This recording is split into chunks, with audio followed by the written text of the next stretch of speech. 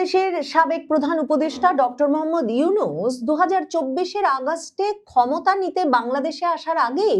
প্যারিসে বসে ভারতের এনডিটিভিকে যে সাক্ষাৎকার দিয়েছিলেন তখনই প্রথম হুমকি দিয়েছিলেন যে বাংলাদেশ যদি ভালো না থাকে তাহলে ভারতের উত্তর পূর্বাঞ্চলীয় 7 রাজ্য,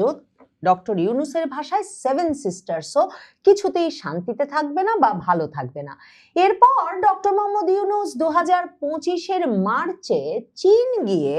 রীতিমতো বলে বসেছিলেন যে ভারতের ওই 7 সিস্টার্সের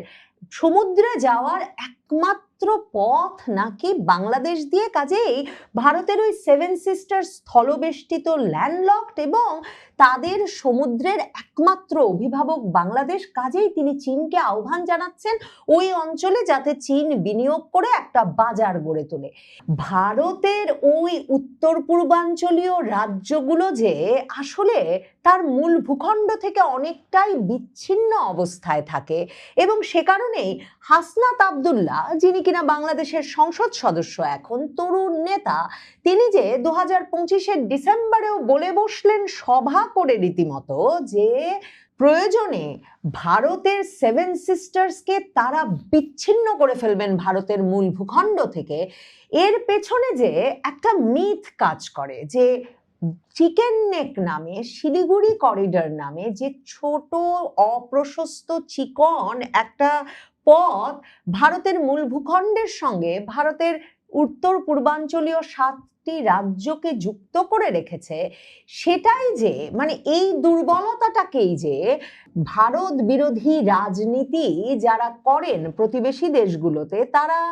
সবচেয়ে বেশি একটা ভারতকে বেকায়দায় ফেলার জায়গা বলে বোঝেন, মনে করেন, সেটা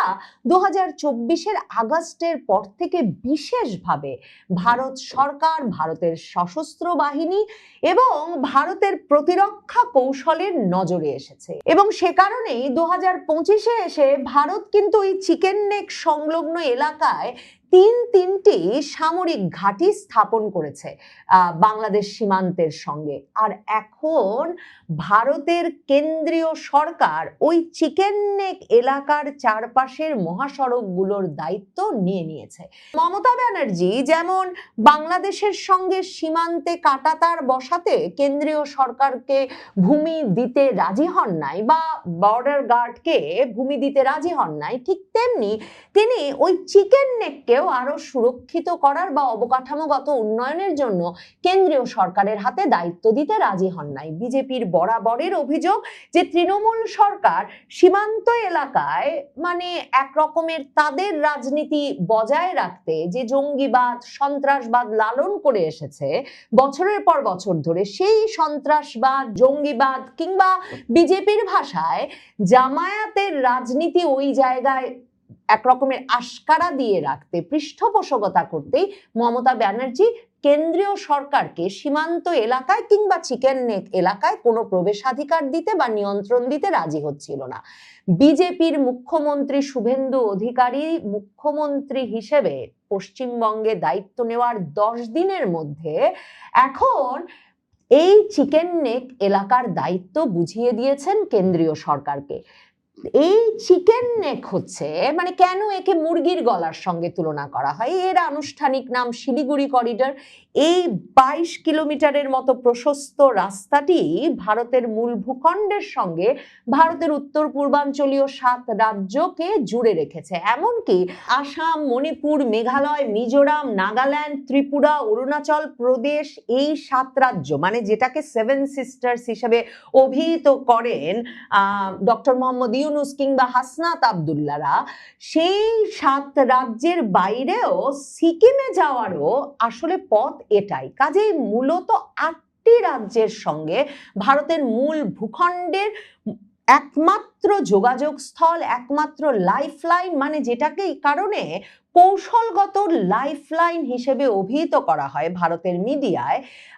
সেই রাস্তাটি দিয়েই ওই 8টি রাজ্য সংযুক্ত থাকে। এবং ওই যে চিকেন নেক বা মুরগির গলার মতো অপ্রশস্ত বলেই হাসনাত আব্দুল্লাহরা এই গলাটি যে কোনো সময় কেটে বাংলাদেশের সঙ্গে নিয়ে আসবার স্বপ্ন দেখেন এবং এ ধরনের ঘোষণাও দেন। এ দফায় ভারতের কেন্দ্রীয় সরকার একদিকে যেমন এই পুরো অঞ্চলের সামরিক উপস্থিতি, সামরিক সরঞ্জামাদি, সামরিক সক্ষমতা বৃদ্ধি করেছে, যেটাকে ভারত তার পূর্বাঞ্চলীয় ফ্রন্টে শক্তি বৃদ্ধির অংশ হিসেবে বর্ণনা করছে, ঠিক তেমনি ভাবে এই চিকেন নেক রাস্তাটিতেও একদিকে ভারত সর্বাধুনিক মহাসড়ক তৈরি করতে চাইছে, এই মহাসড়ককে যথাসম্ভব প্রশস্ত করতে চাইছে, এমনভাবে সুরক্ষিত রাখতে চাইছে যাতে কোনো শত্রু দেশই, সিকিমের সঙ্গে আবার চীনের সীমান্ত আছে, আর এদিকে ভারত এই চিকেন নেক অঞ্চলে কিন্তু নেপাল এবং বাংলাদেশের সঙ্গে সীমান্ত রয়েছে ভারতের। কাজেই ভারত চাইছে এমনভাবে সুরক্ষিত করতে এই অঞ্চলটিকে যাতে কেউ ওই মুরগির গলাটা কেটে নিয়ে ভারতকে বিচ্ছিন্ন করে ফেলার চেষ্টার স্বপ্ন আর দেখতে না পারে ভারতের উত্তর পূর্বাঞ্চলীয় রাজ্যগুলোর সঙ্গে। অন্যদিকে ভারতের উত্তর পূর্বাঞ্চলীয় রাজ্যগুলোর উন্নয়ন, বাণিজ্য, সেসব দিক দিয়েও এই মহাসড়কগুলোর উন্নয়ন অত্যন্ত গুরুত্বপূর্ণ। কাজেই এই যে শুভেন্দু অধিকারী, ভারতের বিজেপির নবনির্বাচিত মুখ্যমন্ত্রী পশ্চিমবঙ্গের, তিনি যে 10 দিন যেতে না যেতেই প্রায় 120 একর জমি বর্ডার সিকিউরিটি ফোর্সেস মানে বিএসএফ এর হাতে তুলে দেওয়ার সিদ্ধান্ত নিলেন এবং কেন্দ্রীয় সরকারকে এখানে মহাসড়ক উন্নয়নের দায়িত্ব দিয়ে দিলেন, জাতীয় মহাসড়কের অংশ হিসেবে ঘোষণা করে ওই পুরো অঞ্চলটাকে, তাতে এটা পরিষ্কার যে ভারতের কেন্দ্রীয় সরকার, বিজেপি সরকার চিকেন নেকের বিষয়ে সব রকম অস্বস্তি এবং তাদের নিরাপত্তা সংক্রান্ত দুর্বলতা শতভাগ দূর করতে একেবারে অতি আগ্রহের সঙ্গে, অতি জরুরি ভিত্তিতে কাজ শুরু করতে আগ্রহী। শুধু যে মহাসড়কগুলোর উন্নয়নের মাধ্যমে কেন্দ্রীয় সরকারের সরাসরি তত্ত্বাবধানে ভারতীয় সেনাবাহিনীর প্রস্তুতিকে ওই অঞ্চলে আরো শক্তিশালী করা হবে তাই নয়, মানে সামরিক সরঞ্জামাদি পরিবহনের জন্য যে কোনো সময় বিপুল পরিমাণ সেনা এবং সামরিক অস্ত্র শস্ত্র সহ সরঞ্জামাদি ডিপ্লয় করবার জন্য, মোতায়েন করবার জন্য ওই অঞ্চলের মহাসড়কগুলোকে সর্বাধুনিক এবং তার সক্ষমতা বাড়ানোকে কেন্দ্রীয় সরকার গুরুত্বপূর্ণ মনে করছে। শুধু তাই নয়, ওই অঞ্চলের রেল যোগাযোগকেও কেন্দ্রীয় সরকার এতটাই উন্নত এবং সুরক্ষিত করতে চায় যে শিলিগুড়ি করিডোরে চিকেন নেক এলাকায় ভারত এখন ভূগর্ভস্থ রেল লাইন তৈরির কথা ভাবছে, মানে আন্ডারগ্রাউন্ড রেল লাইন তৈরি করবে, যার ফলে ভারত সরকার বলছে যে শিলিগুড়ি দিয়ে একটা ভূগর্ভস্থ রেল করিডোর নির্মাণের কাজ চলছে। কেন্দ্রীয় সরকারের সরাসরি তত্ত্বাবধানে এই কাজটি হলে যে কোনো জরুরি পরিস্থিতিতেও আসলে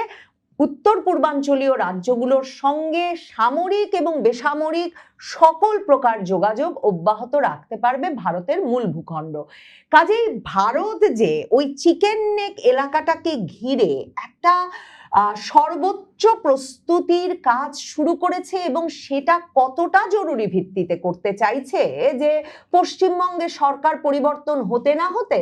এর কাজ শুরুর প্রক্রিয়া শুরু করলেন নতুন মুখ্যমন্ত্রী, তাতে এই বিষয়টা পরিষ্কার। ভারতের সংবাদ মাধ্যমগুলোতে শুভেন্দু অধিকারী এই পদক্ষেপ নেওয়ার পর, যে কেন্দ্রীয় সরকারের হাতে চিকেন নেকের দায়িত্ব তুলে দেওয়ার পর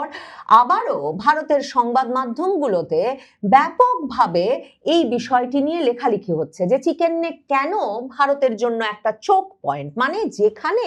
আসলে দম আটকে মৃত্যু ঘটতে পারে, যেই জায়গাটা সবচেয়ে দুর্বলতম অংশ, সেই বিষয়টি কেন এই চিকেন নেক এলাকা বা শিলিগুড়ি এলাকা, শিলিগুড়ি করিডোর এলাকা, সেটা নিয়ে ভারতের সংবাদ মাধ্যমে নানা রকম বিশ্লেষণ ছাপা হচ্ছে। ইন্ডিয়া টিভি যে এক্সপ্লেইনারটা দিয়েছে সেখানে তারা বলছে যে কেন শিলিগুড়ি করিডোরের এই 120 একর জমি হস্তান্তরের বিষয়টি সরাসরি উত্তর পূর্বাঞ্চলীয় রাজ্য এবং ভারতের সার্বিক নিরাপত্তা এবং বাণিজ্য পরিস্থিতির জন্য গুরুত্বপূর্ণ, এবং সেটা লিখতে গিয়ে তারা এক পর্যায়ে লিখছে 1971 সালের যুদ্ধে পাকিস্তানি সেনাবাহিনী বাংলা বাংলাদেশে গণহত্যা চালানোর সময় ভারতীয় সেনারা অনেক ভেতর পর্যন্ত অগ্রসর হয়েছিল, মানে বর্তমান বাংলাদেশের ভূমির। কিন্তু তখন ভারত চাইলে বাংলাদেশের কিছু অংশ দখল করতে পারত, কিন্তু কখনো ভারত ওই পরিস্থিতির অপব্যবহার করেনি। অথচ ভারত বিরোধী দেশগুলো প্রায়ই এই সরু অঞ্চলকে লক্ষ্যবস্তু করার কথা বলে, এবং ওই ইন্ডিয়া টিভির প্রতিবেদনে বলা হয়েছে যে বাংলাদেশ ও চীন দীর্ঘদিন ধরে এই অঞ্চল দখলের আশা করেছে যাতে ভারতের উত্তর পূর্বাঞ্চলকে বিচ্ছিন্ন করা যায়। ইন্ডিয়া টিভির মতো এই মনোভাব, মানে বাংলাদেশের এই যে উত্তর পূর্বাঞ্চল সেভেন সিস্টার্সকে বিচ্ছিন্ন করে ফেলবো, বাংলাদেশের গুরুত্বপূর্ণ রাজনৈতিক নেতৃবৃন্দ এবং অন্তর্বর্তীকালীন সরকারের উপদেষ্টাদের এসব মন্তব্য যে মানে বাংলাদেশে ভারত বিরোধী রাজনীতির বিকাশ যে এই চিকেন নেক এলাকাকে সর্বাধুনিক এবং সামরিকভাবে সর্বোচ্চ প্রস্তুতির জায়গায় নিয়ে যেতে বিজেপি সরকারকে উদ্বুদ্ধ করেছে, সেটা ভারতের সংবাদ মাধ্যমগুলোর বিশ্লেষণে পরিষ্কার। শুভেন্দু অধিকারী